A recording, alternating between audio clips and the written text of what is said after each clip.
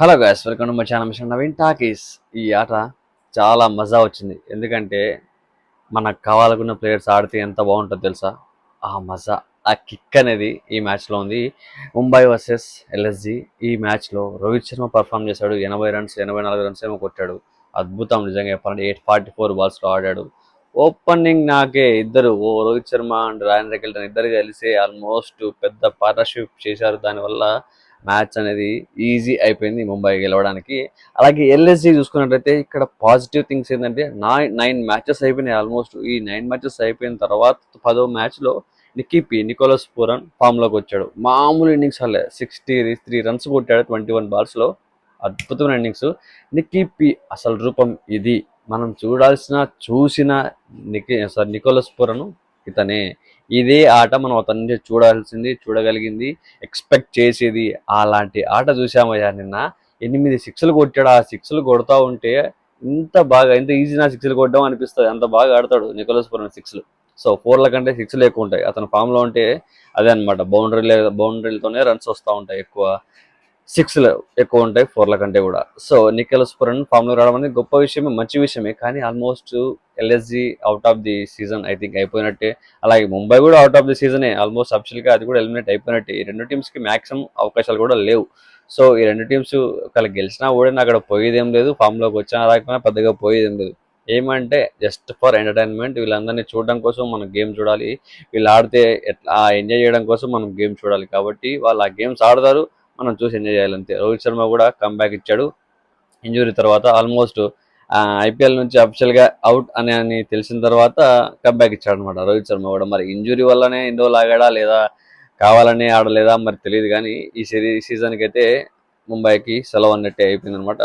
That ఈ మ్యాచ్లో హార్దిక్ పాండ్యా లేకపోవడం అనేది కొంచెం బాధాకరంగా ఉంది. దీని మీద మీమ్స్ కూడా వచ్చాయన్నమాట. నేను లేకపోవడం వల్ల మ్యాచెస్ గెలిచారా, నేను లేకపోవడం వల్ల ఆడుతున్నారా అని. కానీ ఈ వాంకడే స్టేడియం వచ్చేసి హై స్కోరింగ్ పిచ్చు, అలాగే చేజింగ్ పిచ్ అవ్వడం వల్ల ముంబైకి టాస్ గెలవడం వల్ల సెకండ్ బ్యాటింగ్ తీసుకోవడం వల్ల ఇది ప్లస్ అయిందని చెప్పాలి. ఫస్ట్ బ్యాటింగ్ ఎంత స్కోర్ కొట్టినా సెకండ్ బ్యాటింగ్ కూడా అంతకంటే ఎక్కువ స్కోర్ కొట్టి చేజ్ చేయడానికి చాలా చాలా ఈజీగా మంచి అవకాశాలు ఉంటాయి ఈ గ్రౌండ్లో. సో అలాంటి పిచ్లో ముంబై ఫ్యాన్స్ ఉన్న క్రౌడ్లో అలాంటి సిచ్యువేషన్ సెట్ చేసిన ఆ ముంబై టీము అటు సైడ్ ఉన్న ఎల్ఎస్జి టీంని ఈజీగా ఓడించగలిగింది. కాబట్టి చాలా చాలా ఫ్యాన్స్ కనీసం ఒక సాటిస్ఫాక్షన్ ఉంటుందని నేను అనుకుంటున్నా. ఎందుకంటే వాళ్ళు చాలా మ్యాచ్లు అలా గెలవాల్సిన మ్యాచ్లు కూడా ఓడిపోయారు. 243 రన్స్ కొట్టి కూడా ఎస్ఆర్ఎస్తో ఓడిపోయారు ఫస్ట్ బ్యాటింగ్ చేయడం వల్ల. అదే సెకండ్ బ్యాటింగ్ వేసింటే అక్కడ ముంబై గెలవడానికి అవకాశాలు ఎక్కువ ఉండేవి. సో ఇక్కడ అదే జరిగింది. టాస్ గెలిచారు, చేజింగ్ తీసుకున్నారు, మ్యాచ్ కూడా గెలిచారు. రోహిత్ శర్మ 84 రన్స్ కొట్టాడు, ర్యాన్ రెకల్టన్ 21 రన్స్ కొట్టాడు. సో వీళ్ళిద్దరు ఇన్నింగ్స్ క్రూషియల్ గా మారిపోయింది ఈ మ్యాచ్ కి. అలాగే నికోలస్ పూరన్ 63 రన్స్ కూడా చాలా చాలా అద్భుతమైన ఇన్నింగ్స్. ఆ కొద్దిసేపు కూడా ఎంటర్టైన్ చేశాడు ఫ్యాన్స్ అందరినీ కూడా. అలాగే మిగిలిన ప్లేయర్స్ పెద్దగా పర్ఫామ్ చేయలేకపోయినప్పటికీ వాళ్ళైతే 228 రన్స్ కొట్టారంటే మామూలు విషయం కాదు.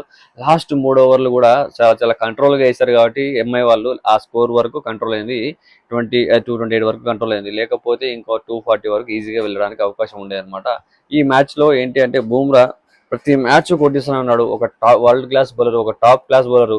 ఈ ఐపీఎల్ వరకు మనం తన పర్ఫార్మెన్స్ బాగలేకపోవడం వల్ల, ఆ బ్యాడ్ ఫామ్ వల్ల అతన్ని మనం తక్కువ అంచనా వేయకూడదు, తప్పు పట్టకూడదు. ఎందుకంటే మనకి దగ్గరుండి ఎన్ని మ్యాచ్లు గెలిపించాడు, ఎన్ని వరల్డ్ కప్ సిరీస్లలో పర్ఫామ్ చేశాడు, ఓడిపోవాల్సిన మ్యాచ్లో గెలిపించిన బౌలర్ అతను. అలాంటి బౌలర్ని మనం ఇవాళ తక్కువ అంచనా వేయకూడదు, తక్కువగా చూడకూడదు. ఒక్కోసారి ఫామ్ టెంపరీ అనమాట, క్లాస్ ఈజ్ పర్మనెంట్. ఎప్పుడు అవసరమవుతాడో అప్పుడు ఖచ్చితంగా పర్ఫామ్ చేస్తాడు బుమ్రా.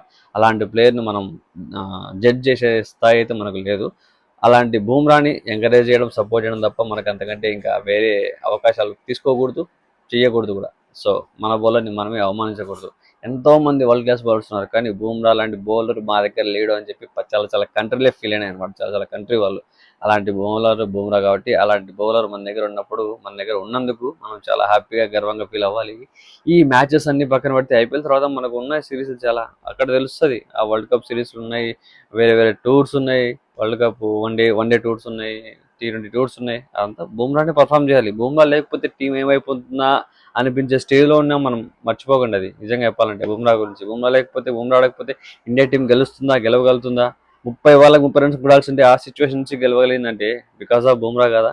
ఇవన్నీ మనం చూసుకున్నట్టయితే చాలా ఉన్నాయి అలాంటివి. సో బూమ్రా ఎప్పటికైనా ఫామ్లోకి వస్తాడు. ఆ క్లాస్ అనేది ఎప్పటికీ పోదు, ఆ ఆట అనేది ఎప్పటికీ తగ్గదు అనమాట.